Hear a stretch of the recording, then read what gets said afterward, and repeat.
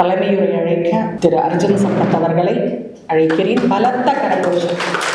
மாயை சுப்புமணியன்ஜி அவருடைய 3 புத்தகங்களை இங்கே மிக அற்புதமாக நூல் மதிப்பீடு செய்தார்கள். திராவிட மாயை குறித்து சிறப்பாக நம்முடைய செல்வகுமார் அவர்கள் சொன்னார். திராவிட மாயை ஏறத்தாழ 4 பகுதிகளாகிவிட்டது. 1917 44 வரைக்கும் அது ஒரு முதல் பகுதி. சில செய்திகளையும் சேர்த்து பதிவு செய்தார்கள். இன்றைக்கு நாம் திராவிட மாடல் ஆட்சியிலே இருக்கின்றோம். எந்த வழியிலுமே தேசிய மாடல் இந்த தமிழகத்திற்குள்ளே வந்துவிடக் கூடாது என்று சொல்லி அனைத்து விதமான முயற்சிகளையும் ஆட்சி அதிகார பலத்தோடு இன்றைக்கு அவர்கள் நடத்தி கொண்டிருக்கிறார். ஒரு சித்தாந்த யுத்தம் நடைபெற்றுக் கொண்டிருக்கிறது. சனாதனத்தை ஒழிக்க வேண்டும், தேசியத்தை எதிர்க்க வேண்டும், திராவிடம் தான் எல்லோருக்கும் ஆனது அப்படிங்கிற மாதிரி அவங்க கொண்டு போயிட்டு இருக்காங்க. இப்ப நாம இங்க ஒரு நம்முடைய நூலாசிரியர் ஐயா சுப்புமணியன் அவர்களுடைய வாசகர்களாக இங்கே கூடியிருக்கிறோம். இப்போ புத்தக கண்காட்சி, வாசகர் திருவிழாக்கள், இது எல்லாமே அவர்கள் கையில் இருக்கு. நாம இங்க இந்த திராவிட மாயை என்கிற ஒரு புத்தகம், தங்கப்ப தக்கம்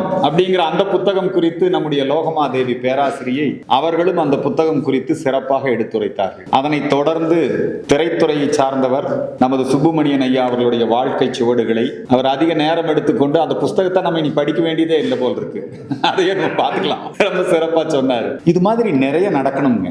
டெய்லியும் ஒரு புத்தக திருவிழா மாவட்ட ஆட்சித்தலைவரே முன்னிட்டு நடத்துறாரு. அதுல பூரா என்ன இருக்கு? நீங்க புத்தக கண்காட்சிக்குன்னு போயிட்டீங்கன்னா எல்லாம் திராவிட புத்தகங்கள், கம்யூனிஸ்ட் புத்தகங்கள் தான். அம்மா சொன்னாங்க நாஞ்சில் நாடன் ஐயா கம்பன் விழா.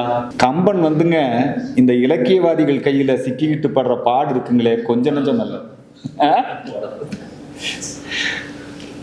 அயோத்தியில ராமன் அவதரித்த இடத்திலே ஆலயம் அமைப்பதற்கு கம்பன் கழகம் எதிர்ப்பு. நினைச்சு பாருங்க எவ்வளவு பெரிய முரணா இருக்கு. ராமனையே மதச்சார்பற்றவனா மாத்திட்டாங்க.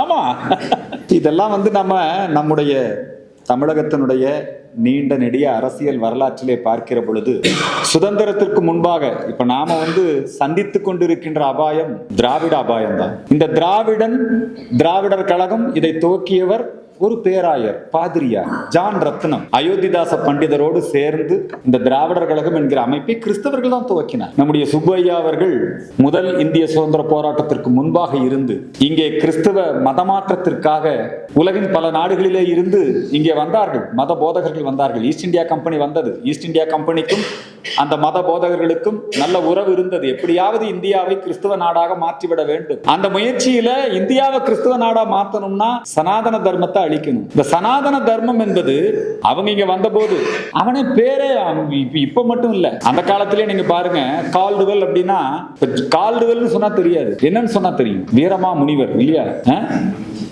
நொபிலி பாதிரியார்னு சொல்லுவாங்களா? சொல்ல மாட்டாங்க. தைரியம் வளர்த்த நாதர், தைரியநாதர் அடிகள்ங்கிற அவன் ஒரு கிராமத்துக்கு போயிருந்தா அங்க கொஞ்ச நேரத்துல ஐயர் வந்துருவாருன்னாங்க. யாரா ஐயர் வருவாருன்னு பார்த்தா பாதிரியார் வந்து நிக்கிறாரு. பாதிரியார் சம்சாரத்தை ஐயரம்மாங்கிறாங்க. சீகன் பால்க்கு ஐயருங்கிறான். அவனும் தேம்பாவணி எழுதுறான், தமிழ் படிச்சாங்கிறான், அவனைத்தான் தமிழறிஞருங்கிறான். வேதக்காரர்கள்ங்கிறாங்க அவங்க, வேதக்காரர். நாம போய் அவனை வேதக்காரர், வேத ஆகம கல்லூரி இப்படி எல்லாம் வச்சிருக்காங்க. அவங்க திட்டமிட்டு பிராமணர்கள் குறித்தும் நம்முடைய கலாச்சார பண்பாட்டு அறிவியல் மொழியான சமஸ்கிருதம் குறித்தும் இதெல்லாம் இருந்தா இந்த சமஸ்கிருதம் படிச்சா அறிவாளி ஆயிடுவான். அதனாலதான் சமஸ்கிருதத்தை இன்னளவுக்கும் செத்த மொழின்னு சொல்லிட்டு இருக்கான். ஆங்கில திணிப்பு இப்படி தொடர்ந்து ஒரு மிகப்பெரிய சதி திட்டம் அரங்கேறி கொண்டிருக்கிறது. ஏதோ இப்ப திமுக ஆட்சிக்கு வந்தார்ல, அண்ணா ஆரியமாயை எழுதினார். ஆரியமாயை எழுதின போது ஆங்கிலேய ஆட்சி காலத்துல 1944 ஆரியமாயை எழுதுறார். அவர் எழுதிய கட்டுரைகள் இப்ப எப்படி நம்ம சுப்பையா திராவிட மாயை பல இடங்கள்ல எழுதின அந்த கட்டுரைகள்லாம் தொகுத்து இப்ப நம்ம திராவிட மாயை புத்தகம் அதை நம்ம போட்டுரும். அது மாதிரி அப்ப அண்ணா எழுதின புத்தகங்கள், அண்ணா ஈவேராவிடம் இருந்த பொழுது திராவிடத்திற்கு அவர் வக்காலத்து வாங்கி, அதுல பெரிய விஷயம் பிராமண எதிர்ப்பு தான். ஆரியமாயங்கிற புத்தகத்தை படிச்சாலே ரொம்ப பிராமணர்கள் மீதான மிகப்பெரிய வெறுப்புணர்வு அந்த புத்தகத்துல இருந்து. காங்கிரஸ் கட்சி அந்த புத்தகத்தை தடை பண்ணுச்சு. 6 மாசம் ஜெயில வச்சிருச்சு அண்ணாதுரை. அப்பவே நீதித்துறையில திமுக காரம் இல்ல, நீதிமன்றத்துல போனா அந்த புத்தகத்துக்கான தடை இன்னைக்கு அண்ணாதுரையை விடுதலை பண்ணி தீ பரவட்டும்னு எழுதினார் அண்ணாதுரை. பேசியே எழுதியே அண்ணாதுரை 67 முதலமைச்சர் ஆனார். முதலமைச்சர் ஆனவன்னு அவர்கிட்ட கேக்குறாங்க, எப்படி ஜெயிச்சீங்க? வாய்மையே வெல்லும். வாய்மையே வெல்லும்னா என்ன அர்த்தம்? வாய்.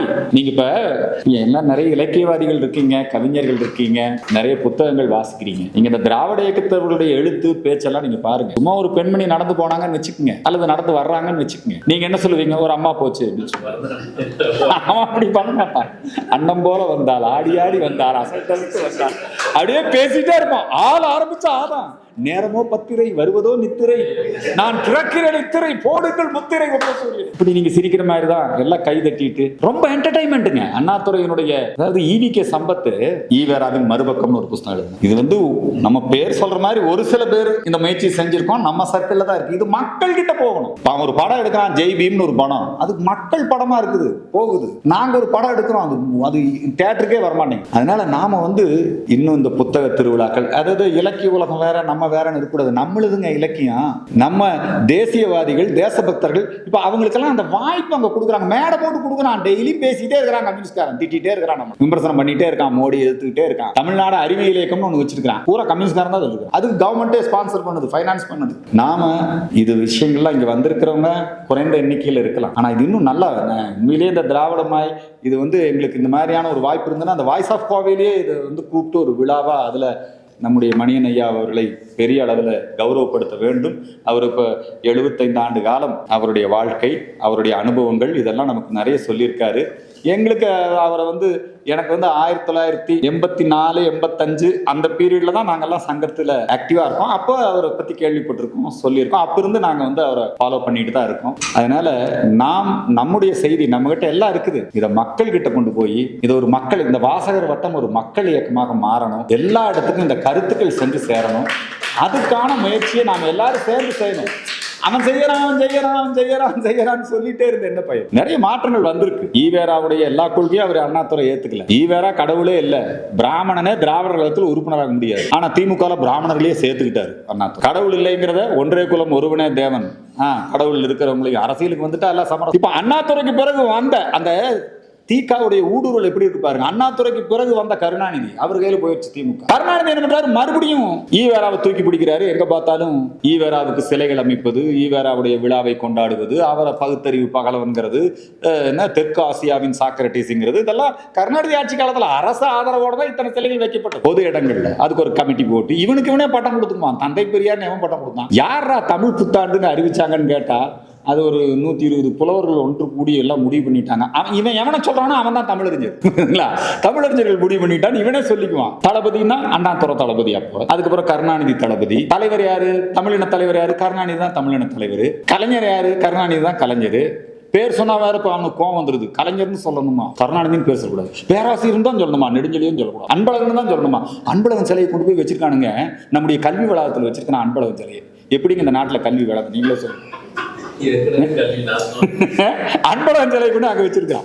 சரி, அவங்கள பத்தி பேசினா நிறைய. அவனை நடமாடும் பல்கலைக்கழகம் இன்னொரு ஆளை நெடுஞ்செழியன், அந்த ஆளை ஏடிஎம் கேள்வி இருக்கு. அப்புறம் அண்ணாவுக்கு பிறகு அண்ணா காலத்துல ஏற்பட்ட மாற்றம். அண்ணா ஆரியமா எழுதுன அண்ணா, அதுக்கப்புறம் அண்ணாதுரை வந்து அவருடைய காலத்துல ஏற்படுத்தி. இப்ப நீங்க அண்ணா இப்ப உங்களுக்கு என்ன தெரியும்? அண்ணா ஒன்றே குலம் ஒருவனே தேவன்றான். அண்ணா கடமை கண்ணியம் கட்டுப்பாடு. கருணாநிதினா என்ன? இப்ப திராவிட மாடல். இப்ப ஸ்டாலின்னா அடுத்து உதயநிதி. இப்படி வந்துருச்சு. அவங்க எல்லாம் அவங்கள பற்றிய பிம்பங்களை அவங்களே பண்ணிக்கிறான். அவனுக்கு அவனே பட்டம் கொடுக்கறது தான். அதனால நாம உண்மையிலேயே சரக்கு இருக்குது நமக்கு. நம்ம கம்பராமாயணத்தை அவன் பயன்படுத்திக்கிறான். கம்பராமாயணத்தை பயன்படுத்தி அயோத்தி ராமர் கோயில் இயக்கத்தை திட்டிட்டு இருக்கிறான். நம்முடைய திருக்குறள் அவன் பயன்படுத்தி இருக்கிறான். நம்முடைய தேவாரம் திருவாசகத்தை பயன்படுத்திட்டு நீ தமிழ்ல தான் கல்யாணம் பண்ணணும், தமிழ்ல தான் நீ வந்து மந்திரம் சொல்லணும், தேவாரம் திருவாசகம் பாடித்தான் கல்யாணம் பண்ணணும். அதுல ஒரு பிரச்சனையை உண்டு பண்றான் பாருங்க. தமிழ் தேசியம், திராவிட தேசியம், எப்படி எல்லாம் நம்முடைய சனாதன தர்மத்தை, நம்முடைய தேசியத்தை அழிக்க முடியுமோ அப்படி எல்லாம் செஞ்சுக்கிட்டு இருக்காங்க. அதை நம்ம வலுவாக எதிர்கொள்ள வேண்டும். நம்ம மக்கள் மத்தியில இந்த விழிப்புணர்வை நிறைய ஏற்படுத்தணும். இந்த வாசகர் வட்ட கூட்டம் இது மாதிரி நடக்கூடாது, நிறைய நடக்கணும். இப்ப ஜெயமோகன்லாம் நடத்துறாரு, ஒரு 300 பேர் 400 பேர் வர்றாங்க ஒரு மாவட்டம். அது மாதிரி நாமளும் ஒரு மக்கள் இயக்கமாக இதை மாற்ற வேண்டும். அதுக்கான முயற்சியை செய்ய வேண்டும். அதுக்கு இங்க வந்திருக்கிறவங்க எல்லாம் கொஞ்சம் நேரம் கொடுங்க. இது சம்பந்தமா எல்லாரும் பேசுங்க. இந்த செய்தி எல்லோருக்கும் சென்று சேர வேண்டும். நமக்கு ரொம்ப பெரிய அதிர்ஷ்டம், இன்னும் இந்த வயதிலும் அவரே வந்து நமக்கு கையெழுத்து போட்டு இதெல்லாம் கொடுக்குறாரு. இப்ப அவரோட நமக்கு உரையாடுவதற்கு வாய்ப்பு இறைவன் அந்த வாய்ப்பை கொடுத்திருக்கிறான். அவருக்கு இன்னும் நல்ல ஆயுளையும் நல்ல ஆரோக்கியத்தையும் அவருக்கு ஆண்டவன் கொடுக்க வேண்டும் என்று பிரார்த்தனை செய்து நிறைவு செய்கிறேன். நன்றி, வணக்கம்.